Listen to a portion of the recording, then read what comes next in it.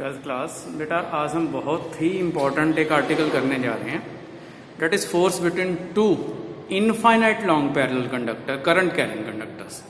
अगर आप इस तरह से डायग्राम देखो, दो वायर्स हैं, एक वायर में से करंट ऊपर की तरफ I1 के इक्वल जा रहा है, दूसरी वायर में से करंट I2 के इक्वल ऊपर जा रहा है। तो इन दोनों के बीच में क्या कोई फोर्स ऑफ अट्रैक्शन या फोर्स ऑफ रिपल्शन लगेगी? अगर लगेगी तो कितनी लगेगी, वो चीज़ हम स्टडी करने जा रहे हैं। तो इस चीज़ को समझना है बड़े ध्यान से। हम स्टार्ट करते हैं कि मान लो आपके पास जो कंडक्टर ये फर्स्ट I2 जिसमें से करंट फ्लो कर रहा है, इस में से क्योंकि करंट I2 फ्लो कर रहा है तो इसके अराउंड चारों तरफ एक मैग्नेटिक फील्ड जनरेट होगा, सर्कुलर फॉर्म में मैग्नेटिक फील्ड जनरेट होगा। और वो सर्कुलर फॉर्म में जो मैग्नेटिक फील्ड है, ये मैग्नेटिक फील्ड कुछ इस फॉर्म में होगा, जैसे ये सर्कल्स बनाए हैं मैंने इसके अराउंड। तो एक तरफ से मैग्नेटिक वायर के अराउंड जो है मैग्नेटिक फील्ड की वजह से करंट कंडक्टर जिसके ऊपर करंट I1 फ्लो कर रहा है, उसके आगे जो है उसके एरिया में जो है मैग्नेटिक फील्ड प्रोड्यूस होगा। और ये मैग्नेटिक फील्ड क्योंकि सर्कुलर फॉर्म में मूव करता हुआ यहाँ से मैग्नेटिक फील्ड बाहर की तरफ आगे की तरफ आएगा। तो ऐसी सिचुएशन में वो मैग्नेटिक फील्ड करंट के जो करंट I1 है उसके परपेंडिकुलर होगा। इस चीज़ को बड़े ध्यान से आपने देखना है पहले कि I2 करंट कैरियर कंडक्टर की वजह से मैग्नेटिक फील्ड प्रोड्यूस होगा, सर्कुलर फॉर्म में होगा। और वो सर्कल कुछ इस तरह से मैग्नेटिक फील्ड आपके निकल रहे हैं कि यहाँ से मैग्नेटिक लाइंस जो हैं वो आगे की तरफ आएगी और परपेंडिकुलर रहेगी कंडक्टर के। तो इस सिचुएशन में आपके इस कंडक्टर I1 के ऊपर कुछ फोर्स लगेगी। वो फोर्स हमने कल पहले तो हम यहाँ पर वैल्यू जितनी है मैग्नेटिक फील्ड की वो नोट कर लेते हैं। तो value of magnetic field is equal to mu naught upon 4π2I2 divide by R, क्योंकि हमें पता है for a infinite long conductor the value of magnetic field is equal to mu naught upon 4π2I over R होती है। R इन दोनों wires के बीच का distance है। अब हम फोर्स की बात करते हैं। तो हमने जो पिछला आर्टिकल किया था उस आर्टिकल के अकॉर्डिंगली फोर्स होती है BIL। यहाँ पर मैग्नेटिक फील्ड B2 लगेगा फर्स्ट वायर के ऊपर, और इस वायर के ऊपर जो करंट फ्लो कर रहा है वो करंट है I1।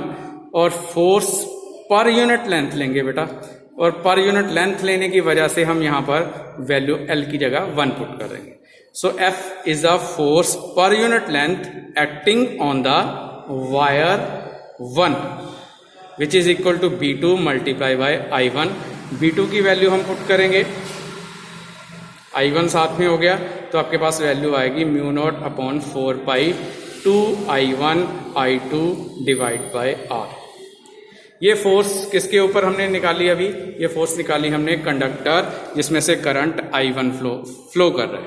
सिमिलरली इस कंडक्टर की वजह से भी मैग्नेटिक फील्ड प्रोड्यूस होगा चारों तरफ सर्कुलर फॉर्म में, और वो मैग्नेटिक फील्ड इस तरफ रहेगा, इसके ऊपर भी अप्लाई होगा, जिसकी वजह से इस कंडक्टर के ऊपर भी फोर्स लगेगी। और वो फोर्स और ये फोर्स दोनों आपस में इक्वल रहेंगी। सिर्फ फर्क क्या आएगा, यहाँ पर I1 मल्टीप्लाई बाय I2 है, वहां पर I2 मल्टीप्लाई बाय I1 हो जाएगा। तो आंसर में कोई फर्क नहीं आने वाला। सो फोर्सेस दोनों में इक्वल रहेंगी, mu naught upon 4π2I1 I2 divide by R। अब डिफरेंस कहाँ पर है? यहाँ पर हमने फ्लेमिंग्स लेफ्ट हैंड रूल लगाना है, और फ्लेमिंग्स लेफ्ट हैंड रूल के अकॉर्डिंगली जो कंडक्टर जिसमें से करंट I1 फ्लो कर रहा है उसकी फोर्स इस तरफ लगेगी। किस रूल से आपने यूज करना है इसको? Fleming's left hand rule. कौन सा रूल है? आपने तीनों अपने हैंड की जो फिंगर्स हैं, फर्स्ट फिंगर, मिडल फिंगर और थंब को परपेंडिकुलर स्ट्रेच करना है। तो थंब जो है वो फोर्स की डायरेक्शन देता है, मिडल फिंगर आपकी जो है करंट की डायरेक्शन देती है, और इंडेक्स फिंगर जो है वो मैग्नेटिक फील्ड की डायरेक्शन देती है। तो ये तीनों को यूज करके you will find the force. इस बोर्ड के अकॉर्डिंगली फोर्स जो है वो आपके राइट साइड पे चल रही है।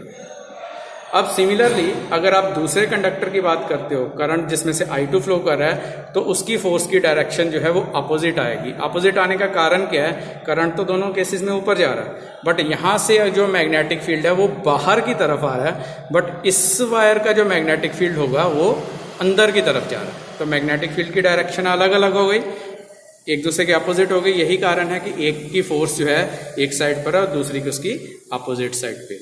दोनों फोर्सेस इक्वल हैं, अपोजिट डायरेक्शन में हैं, तो ये इसका मतलब हो गया दोनों वायर्स एक दूसरे को अट्रैक्ट करेंगी।